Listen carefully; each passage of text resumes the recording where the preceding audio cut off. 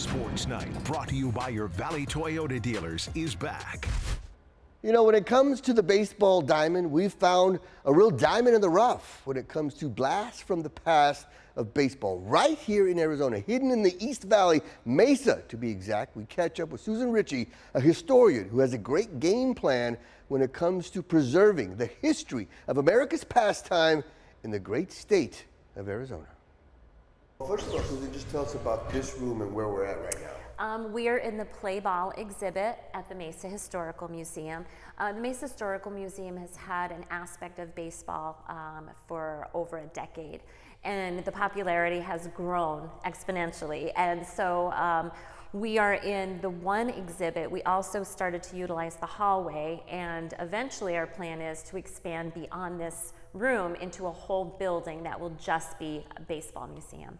And what are some of the things that you have in here that you want to point out? I see you got the turnstile here. What's that? Yes, we have so much memorabilia. We have the Cactus League Hall of Fame plaques. So we feature inductees into the Cactus League Hall of Fame, and then we have tons of memorabilia. We have a turnstile from the old Phoenix Municipal Ballpark. Phoenix Muni, okay. Yep, we have that. This is one of my favorites. This is an early 1920s uniform from the Mesa Cubs. You can see that all of the original catcher's mask and the mitt, and this is an old, the striping equipment that they used. That's vintage from the early 1920s. So we have a lot of old memorabilia. We have a lot of signed memorabilia from anybody that was in the Cactus League and played here in Arizona. We have memorabilia. The state of Arizona has a rich baseball history when you consider the Cactus League and all the different players that have come through this state. Oh, there is there's a wealth of information here, and that's why our new museum will not just be focused on Cactus League. We want to incorporate all the stories of baseball that happened throughout Arizona. The barnstorming that took place in the early 1920s when the famous players came here, you know, to play during the off season. We had Japanese Internment Baseball League was a huge story, and we would feature that as well.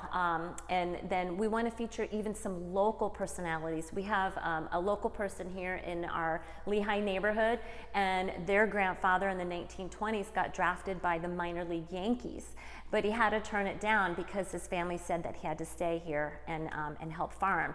So I mean, and we have his cracked bat from the 1920s, from, you know, during his playing days. So this new museum is very exciting because the stories really are endless. We have endless possibilities of stories to tell. And you have a lot of people that have really helped out. For example, Bobby Freeman, who has loaned his World Series ring and his All-Star ring. Yes, Bobby Freeman has been generous enough to loan us his World Series ring. He renewed that loan because it's been so popular. People love to see a World Series ring. And he's also been really helpful because we've had him out here playing some events. Everybody enjoys hearing him. Not only does he play the organ so well, but he's just a great, very vibrant personality, and so that's a great attraction for us. So the exhibit has gotten so big and so good, you had to come out here in the hallway. Yeah, this is one of my favorite things here, the Reggie Jackson. I know, we were talking about that. Of course, I knew Reggie when he was on the Yankees, and as a little girl, I used to go see him play. But you also loved Reggie Jackson. Yeah, because he was a Sun Devil, and I even liked it when he was on the Angels too. I followed every team he was on. I'm like, oh, this is my new favorite team. So all of this stuff out here, what's in the hallway, what's in the other room we were just in, you're going to put into this new 100-year-old building. Yes, and then we have a whole storage area, collection room, with tons and tons of more baseball memorabilia. But as you and I talked about, we want to rotate these stories and this memorabilia every year. So if you come here, the first year we're doing it, and you come back the next year, it's going to be totally different. We want to make this a different experience, so we're going to rotate the objects and the memorabilia every year.